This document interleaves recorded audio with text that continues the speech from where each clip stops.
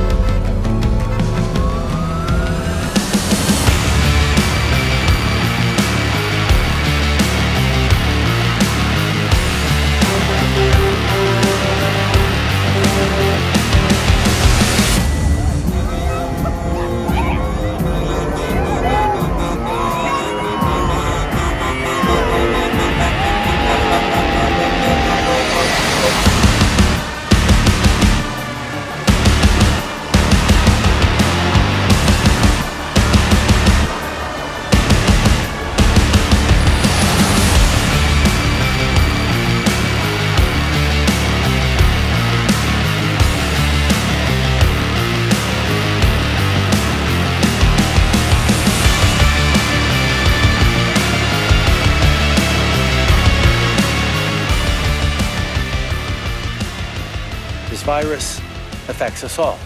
And this morning, I learned I tested positive for COVID-19 as well. Of course, I'll be working remotely this week, and we'll keep following public health guidelines.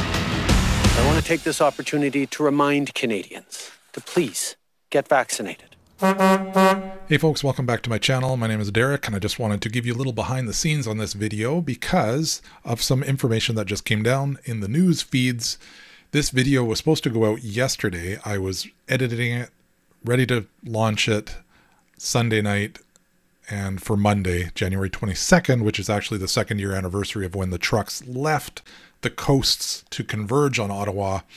But I was delayed because I could not get some approvals on some of the music that I was using. And now I know why, because the news came out today that Emergencies Act was deemed by the federal courts to be unreasonable and against the Charter of Rights and Freedoms. Hallelujah. What awesome news. I will share a little bit at the end of this video. I just wanted to give you that little behind the scenes and let you know also that when the truckers left to head to Ottawa, there had already been a whole bunch of things that had happened in Canada with vaccine mandates, passports being issued, lockdowns, of course, forced masking. But the biggest thing was these forced mandates on a vaccine that was new, untested, an mRNA vaccine that was rolled out really fast, faster than any other vaccine in history, and already had a track record of thousands and thousands of adverse events being reported in the VAERS system. January 15th, 2022, the government of Canada locked down the borders, essentially, saying that truckers needed to have a vaccine or they could not. They would have to be tested. They could still travel, but they would have to quarantine for 14 days every time they crossed the border. This was the straw that broke the camel's back. And this is what started the convoy of freedom to Ottawa. And what a glorious time it was, because there was so much hope that suddenly burst onto the scene in the minds of many Canadians who went out to meet them on the roads and cheer them on, including myself. Now, the background behind this was that we already knew that the vaccine was not stopping the spread. It did apparently minimize the length of stays in hospitals, but people that were vaccinated still ended up in hospitals. But it didn't stop the spread. People who were vaccinated still spread it. Therefore, a vaccine mandate was completely unnecessary. And in fact, the vaccine should not have been pushed out to people of all ages, all health levels, all statures in society. It should not have been forced on anybody. It should have just been highly recommended for those with comorbidities or the older people who have more susceptible immune systems. That's really who should have been recommended highly to use it, but it should not have been forced on anybody. And many people had already determined that. Doctors were already coming out and saying that. prominent doctors, who the truckers actually invited some of those prominent doctors. There was a panel that showed up in Ottawa during the protest to speak and invited Miss Tam to come and speak, and she didn't. So this was an epic event that shook the world, and I want to pay tribute to it with this video. That's why I have it here today. Please enjoy it, like and comment and share, and let me know your thoughts. Hate symbols such as Nazi flags, swastikas, Yellow Star of Davids, and Confederate flags were spotted, sparking concern for people in the community. I'm horrified by it. I think it's, I mean, I don't know how much more disgusting you can get to try and compare. People aren't carrying Nazi flags because they're actually Nazis. Maybe people are saying that this is a fascist dictatorship. Members of the convoy say it's a small minority who hold these views, but the imagery a clear example of how far the protest has shifted from its original stance against a cross-border vaccine mandate for truckers. No. If Canadians are to trust their government needs to trust Canadians. Those are the words of the Prime Minister in 2015. These people, very often misogynistic, racist, women haters, science deniers, the fringe. Same Prime Minister 6 years later as he fans the flames of an unjustified national emergency. So, Mr. Speaker, when did the Prime Minister lose his way? When did it happen? You're right, Honourable Prime Minister. Mr. Speaker, Conservative Party members can stand with people who wave swastikas. They can stand with people who wave the Confederate flag.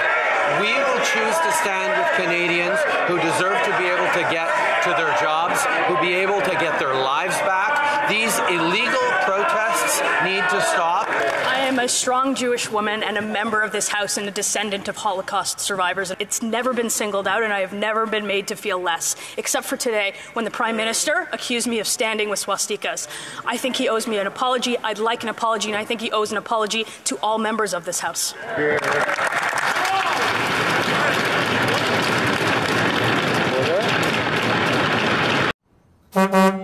Made and angry and hurt, horribly hurt. So how many Nazi flags does it take? How many donors from the Capitol riots, it's 1,100 and counting, who have donated to these illegal blockades? How many guns need to be seized? How much vitriol do we have to see of honk honk, which is an acronym for Hail Hitler, do we need to see by these protesters on social media? And Mr. Speaker, we must listen to each other, and we must assure that no one in this House is standing with those who support white supremacy, who support Nazi views, who look to contribute and enable racist views. And I would call on the members opposite not to stand with those who are sharing those views, because how does it feel as a person in this House seeing colleagues taking pictures with people who are looking to overthrow the government? That's what I ask those colleagues to do. Many minutes later.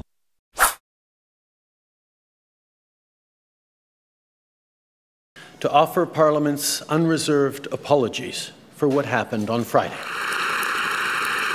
What happened unfolded during this historic visit by Ukraine's president, applauding a guest, Yaroslav Hunka, for fighting against the Russians in the Second World War. It later emerged Hunka fought with the Nazis. All of us who were in this House on Friday regret deeply having stood and clapped, even though we did so unaware of the context.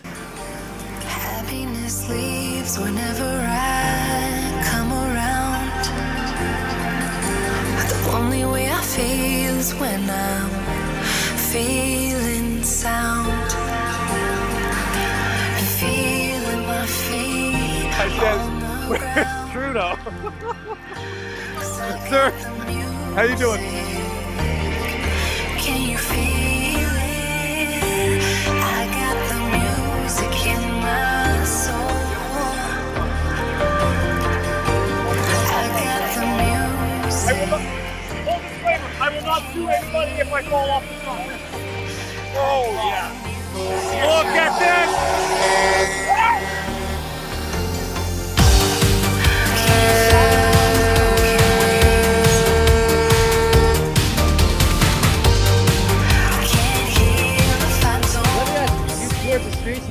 what? Yeah. People posting online that there's swastikas being put up, and I haven't seen a single swastika. I've seen a swastika with a cross on it, like a no symbol on it. So. There you go. You got one opinionated face. No, well, I know.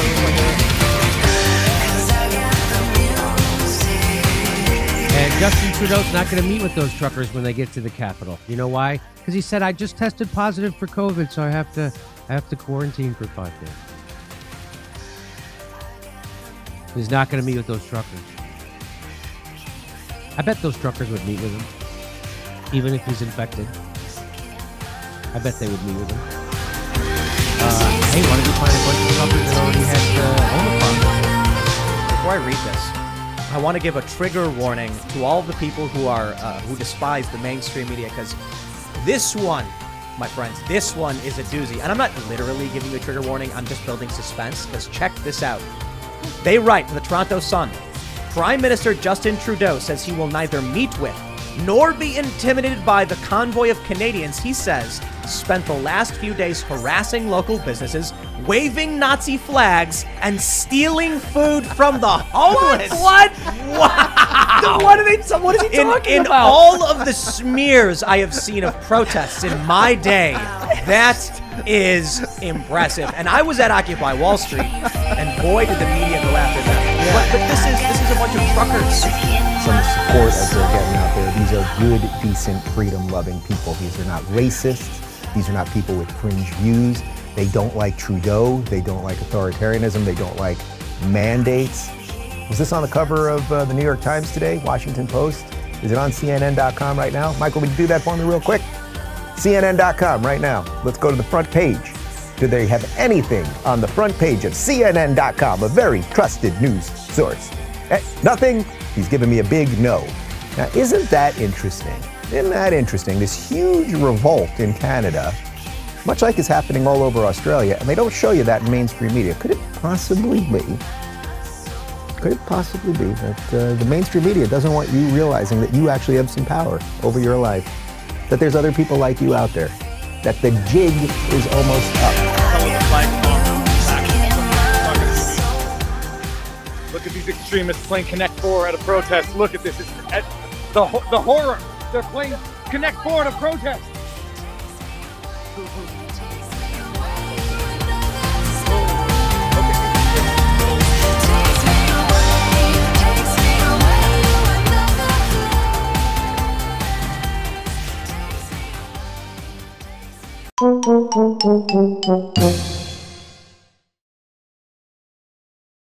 And so I set up a GoFundMe to start collecting donations. And as we were, well, obviously, I mean, the money just started pouring in. Finally, when we got to Ottawa, the Thursday right after the lawyers all arrived, we had a meeting with all of our lawyers, GoFundMe, their lawyers, and our accountant. And it was great. They were going to release everything. They were happy with all of our answers. And we woke up the next morning and they had frozen our campaign. How much money was in it at that point? $10 million. Who froze it? GoFundMe. What had happened why was... did they froze? Because the city of Ottawa and the Ottawa City Police had contacted them and said that we were terrorists, basically. I see. Oh, yes. Well, yes. When you start stealing things from people outside the law, speaking of the law, everybody knows you're weak. So keep in mind that truckers raised $10 million on GoFundMe. That's a California company, but Canadian politicians had that effort shut down. Then GiveSendGo, which is a Delaware company, raised almost the same amount, and Canadian politicians went after that money too. The Attorney General of Ontario successfully got a court order to freeze access to the $8.4 million raised on GiveSendGo. But all of that money has just been stolen by the Canadian government. It's been seized. I watched the Chaz Chap autonomous zone that they had set up in Seattle. And at some of these protests, like, people got raped. They were murdered. Businesses were looted and burnt to the ground. Yeah, but that was in a good cause, Tamara. That's right. That was for a good cause, That's right? That wasn't like Confederate flag flying Canadian Nazis. Yeah. By the way, for everyone watching and listening, there are no Confederate flag waving Canadian Nazis. That's not a thing. Nazis, that's just not a Canadian thing. So that's all complete bloody lies from top to bottom in every possible way. So GoFundMe stopped $10 million.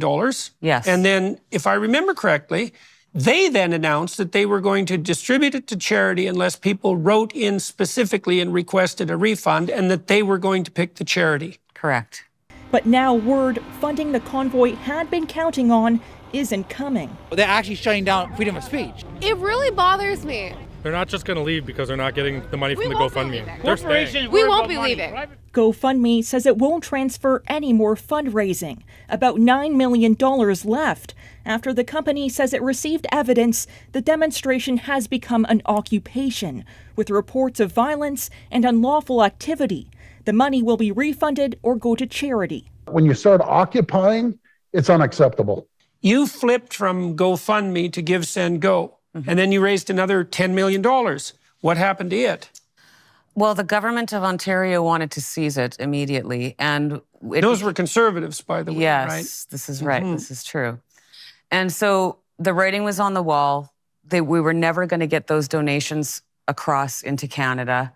So Jacob Wells, one of the founders, him and his sister founded GiveSendGo, decided that he was just going to refund everything. And then, with the GiveSendGo. So, and then what had happened? So that was like a precursor to the bank account seizures, fundamentally, right? So basically, what we had in Canada was a situation where people were voluntarily donating money to a political cause, a protest, and that the government interfered with the receipt of that money by interfering with the operations of a private company that wasn't even a Canadian company, right? At the same time, the Canadian government was claiming, and this was complete, bloody, 100% absolutely reprehensible lie, that almost all the money that was going into the Trucker Convoy was American, Make America Great Again, Republican types who wanted to overthrow the Canadian government, because of course everyone knows that's what Republican Americans want, because they don't like democracy in Canada, whereas the truth of the matter is most Americans don't even know where the hell Canada is, and the ones that do know really don't care, and they're certainly not agitating, especially on the Republican side, to overthrow Canadian democracy. And the government also intimated that it was being funded by Russians. Yes. Right, Russians. So if it wasn't Russians, it was MAGA Americans, because, you know, the Russians and the MAGA Americans, they're obviously exactly the same people, and they're all profoundly interested in producing a January 6th type insurrection in Ottawa. So that was $20 million that was essentially seized in one way or another. Yes.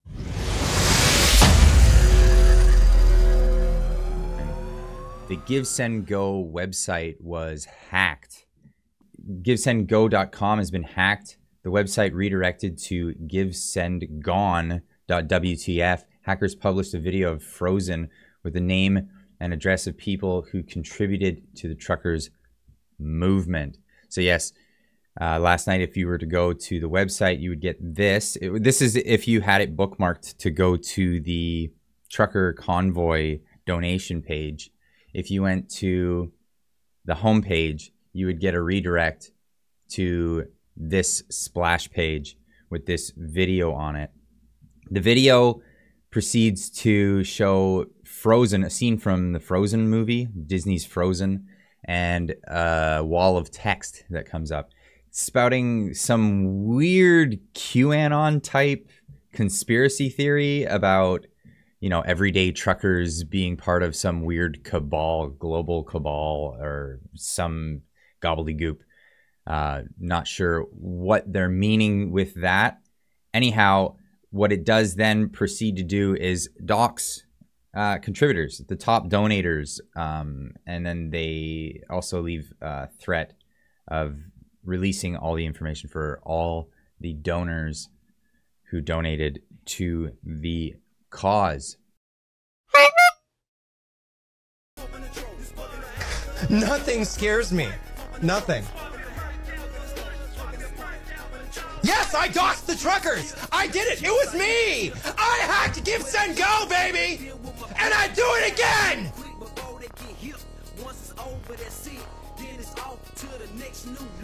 I do it 100 times! I did it! I did it! Come at me! What are you gonna do? What are you gonna do to me, huh?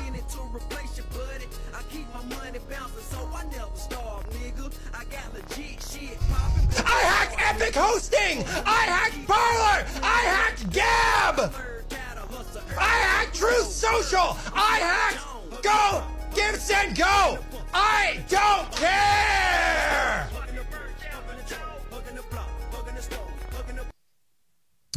You can literally put my name into the news tab on Google, and you can find everything I've done. I am literally in every mainstream media publication for the things that I do. I'm not an unknown actor. Contrary to some, there are thousands of passionate, patriotic, and peaceful Canadians on the Hill right now who just want to be heard. Will the Prime Minister extend an olive branch, and will he listen? The Honourable Minister for Public Safety. Mr. Speaker, I think we all support free speech in this House, but there's a big difference between free speech and inciting hatred, inciting violence, desecrating war memorials, Mr. Speaker. And I would hope my honourable colleague would denounce that in the clearest terms, Mr. Speaker. Those radical leaders are not really interested in free speech because they want to pretend as though vaccines don't work. On this side of the House, we know vaccines work. That's the gateway to freedom, and this government will do everything that we can to get there. Thank you, Mr. Speaker. Member for Portage Lisker. Of course, we all condemn hateful and destructive acts by a few at any protest. Whether it's beheading the statue of Queen Victoria in Manitoba, tearing down the statue of Sir John A. in Montreal, or putting flags on Terry Fox, whether it's burning churches, whether it's wearing blackface, whether it's Hezbollah flags or Nazi flags, we all condemn it. But I'm not talking about that, Mr. Speaker. Conservative MPs entered their new reality of life without Aaron O'Toole as their leader. This is not a good day for our movement. This is not a good day for Aaron. So, it's been a tough day. I supported Aaron O'Toole. I think he's done a good job under very difficult circumstances. Months after their party lost the election, Conservative MPs chose to oust their leader. And it was a decisive result. 62% said he had to go. I stepped down as leader of Her Majesty's Loyal Opposition and leader of the Conservative Party of Canada. Well, what I think is interesting is that when there's a left-wing protest on Parliament Hill, we don't see the Liberal media going through every single name of the people who attends to try and find one person that they can disparage the whole group with.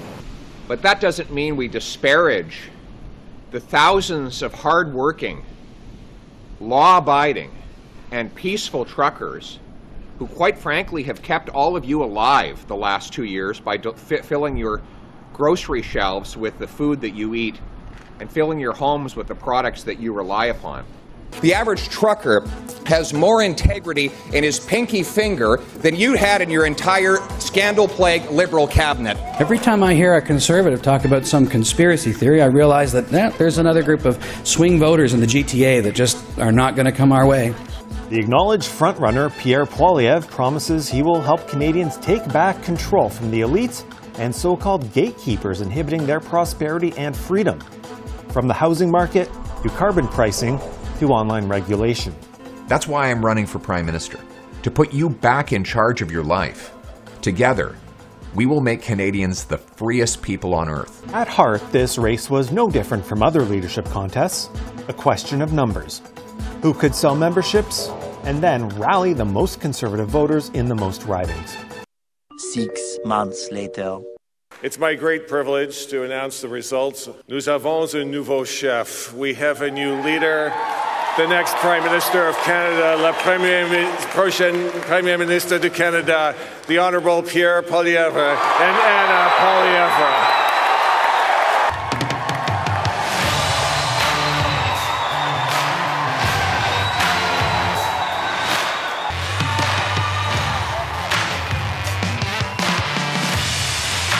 Tonight begins the journey to replace an old government that costs you more and delivers you less with a new government that puts you first, your paycheck, your retirement, your home, your country.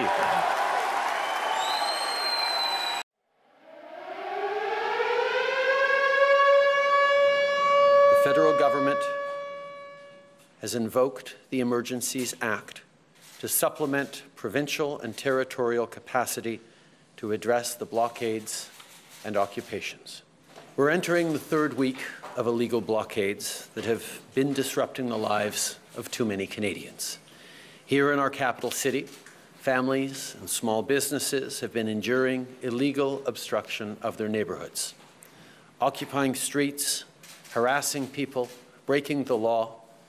This is not a peaceful protest. We're not using the Emergencies Act to call in the military. We're not suspending fundamental rights or overriding the Charter of Rights and Freedoms. You must leave. You will be arrested. Leave north on Sussex. On Monday, Cabinet invoked the Emergencies Act to restore public order. Information is now being shared by law enforcement with Canada's financial institutions. Financial service providers have already taken action based on that information. The emergency measures we put in place are being used, they are having an impact, and they will have a growing impact in the days to come. Since Monday's announcement, I've spoken directly with the heads of our major banks and with the director of FinTrack. My cabinet colleagues and I are meeting regularly, very regularly, including with the commissioner of the RCMP, to discuss next steps. Our absolute priority is ending these illegal blockades and occupation. It gives me no pleasure to impose any of these measures. In fact, we do so with great sorrow. But do not doubt our determination to act, to defend our democracy, to defend our economy, and to restore peace, order, and good government. So let me repeat what I said on Monday. If your truck is being used in these protests, your corporate accounts will be frozen. The insurance on your vehicle will be suspended. The consequences are real, and they will bite. It is time for you to go home. And let me also be clear that we will have zero tolerance for the establishment of new blockades or occupations. We now have the tools to follow the money. We can see what is happening and what is being planned in real time.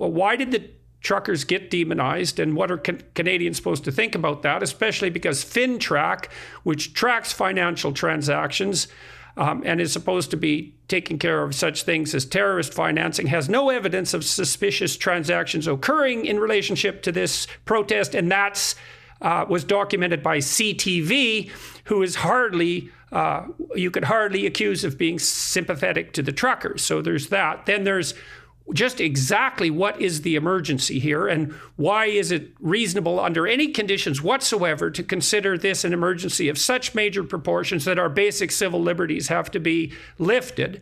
Then the ability to freeze and seize bank accounts, which generates distrust in the banks, the precedent to define retroactive crime, because now funding a perfectly legal protest through legal means has been criminalized and associated with terrorism and organized crime, and can be punished without trial by fiat, and that appears to be permanent. Then we have the extension and redefinition of crime, because mischief has now been expanded as a category to arrest people without cause, and now you can aid and abet mischief. And then they compelled the tow truck operators to start operating, and Trudeau said they would get just compensation. And then you've been beating this drum for a long time. We've been governed essentially without Parliament for 2 years, and then this is maybe, it's very hard to say what the worst thing is that happened to Canada in the last 2 weeks, because 6 things are worse, and each of them should be fatal to the Trudeau government. But I think perhaps the worst was the decision to suspend Parliament on Friday from discussing the Emergency Act because of the action that was instituted by the police as a consequence of the Emergency Act. What you talked about Trudeau's state of mind with regards to the truckers. Like, he's accused the Conservatives of supporting the people who wave swastikas and tried to associate the truckers with Nazis, and went after a Jewish Conservative MP and hasn't apologized for that. So do you think that Trudeau believes that the truckers are actually some kind of far-right MAGA movement, or what? It just leaves me speechless. On that one point, it is impossible to believe that he believes it. If you have 1,000 or 2,000 or 3,000 people, and there is a placard up, and the placard is not support. I'm sorry you've been having to make this point.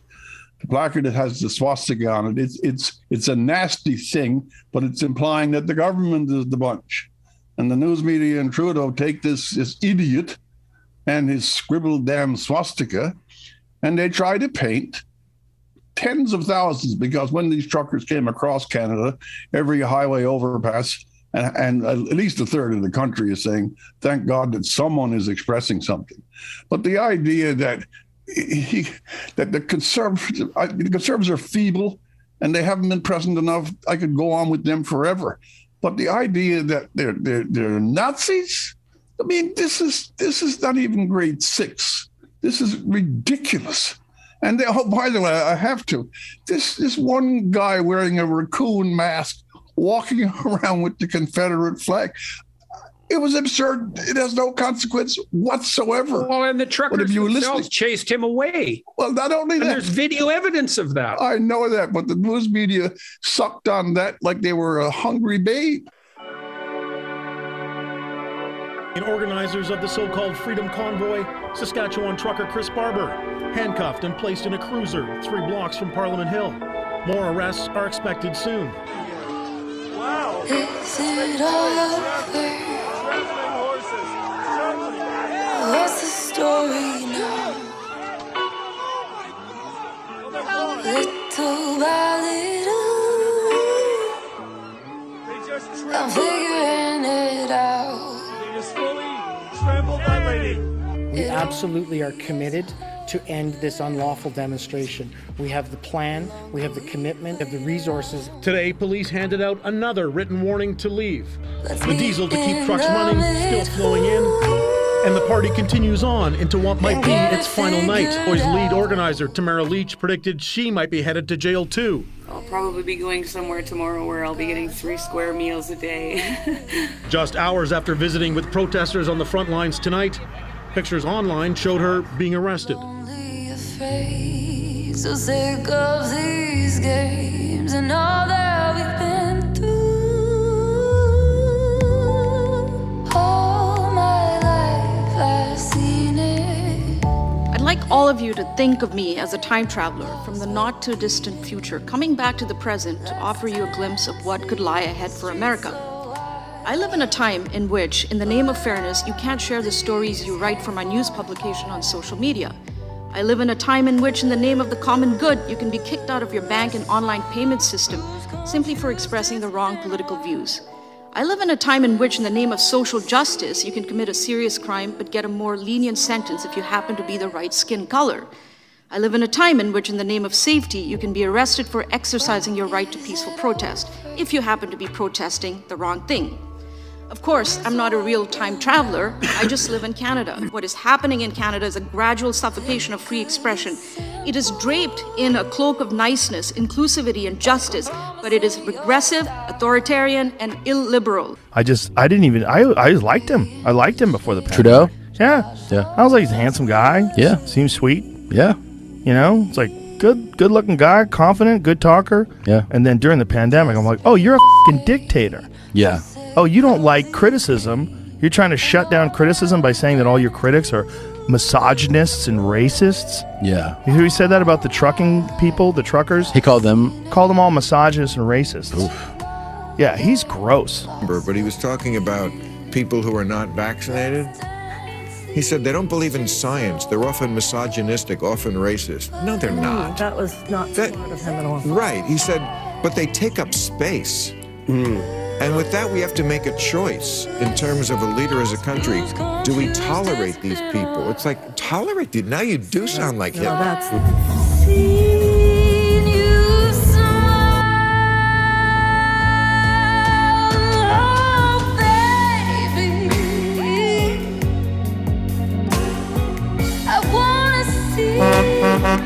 wanna see you smile.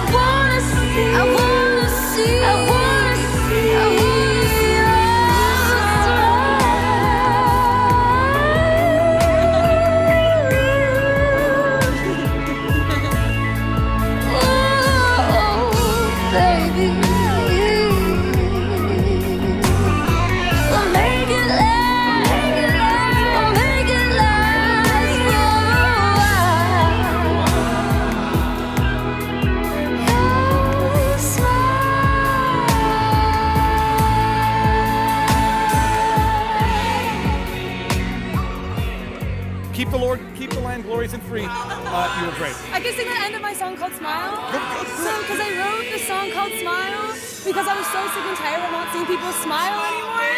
You know what I mean? So the ending of the song goes, I wanna see you smile. So here's the updated news on the federal court and the Emergencies Act. I've got the page here up on CTV News, and I'm just going to switch to this mode here, and we can just kind of review this. So this just came down this morning. Like I said at the beginning of this video, that I was just producing this video, ready to launch it, and then this came. So I just added this on here. But here's what's happened. Of course, there's been a response by the government. Chrystia Freeland is on here as well, that they are going to fight or appeal the decision. But here's what it says. The federal government says it plans, let me move this over. It plans to appeal the ruling by the federal court stating that its use of the Emergencies Act to shut down the so-called Freedom Convoy protests in Ottawa 2 years ago was not justified. Representatives of both Canadian Constitution Foundation and the Canadian Civil Liberties Association, the two groups who brought the case to the federal court, posted about the ruling on X, formerly known as Twitter. The protests gridlocked downtown Ottawa for 3 weeks and blockaded some key Canada-US border crossings in early 2022 in opposition to COVID-19. Now remember that those border crossing blockages were not actually part of the Freedom Convoy. They were kind of copycat blockades that were actually stopped before the EA, the Emergencies Act, was enforced. So it's really irrelevant about those. Most people disagreed with those anyways. So then it says on February 14th, the federal government invoked the Emergencies Act for the first time in its history, arguing that the time that the national security risks stemming from the protest justified its use. The move allowed the federal government to enact wide-sweeping but temporary powers to help officials crack down on protesters, access to funds, grant the RCMP jurisdiction to enforce local laws, designate critical infrastructure and services, and impose fines and imprisonment on participants who refuse to leave the protest zone. I have concluded, and here's the actual decision by the Justice, Richard Mosley. He said, I have concluded that the decision to issue the proclamation does not bear the hallmarks of reasonableness, justification, transparency, and intelligibility, and was not justified in relation to the relevant factual and legal constraints that were required to be taken into consideration. Mosley added that there can be only one reasonable interpretation of the Emergencies Act and Census Act, and that he believes the legal constraints on the discretion of the GIC to declare a public order emergency were not satisfied. Mosley also stated that factoring for the definition of a national emergency under the Act, there was no national emergency to justify its use, and that the decision to do so was therefore unreasonable and beyond the powers of the law. This case was not about the constitutionality of the Emergencies Act, but rather how it was applied in this instance. So, like I said, hallelujah, awesome ruling. Faith is being restored in our system slowly. Hopefully there will be some brighter days ahead. But Canadian government to appeal Freeland. Freeland is saying this at a press conference from the cabinet retreat in Montreal. Deputy Prime Minister Freeland stated, I would just like to take a moment to remind Canadians of how serious the situation was in our country when we took that decision. And she said the public safety of Canadians was under threat. Our national security, which includes our national economy, security was under threat. It was a hard decision to take. She added, we took it very seriously after a lot of hard work. Good evening. One of the most controversial decisions, Justin. Go away. A lot of careful deliberation. We were convinced at the time, I was convinced at the time, it was the right thing to do. It was a necessary thing to do.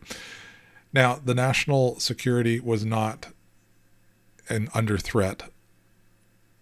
The stories behind an overthrow of the government were completely false. If Trudeau had gone and met, like he's done with other protests, actually gone out and talked to the people, things would have been so different. But he didn't. He refused to, and he called them names. And then that just made them dig in, made more Canadians get upset, and then they had to enforce these ridiculous tyrannical rules and end up seizing accounts. All of it was a farce, and the world knew it. It was tyrannical. It wasn't a national problem. It was Ottawa City, because that's where Parliament is, because the truckers went there to try and meet with Trudeau and work this out.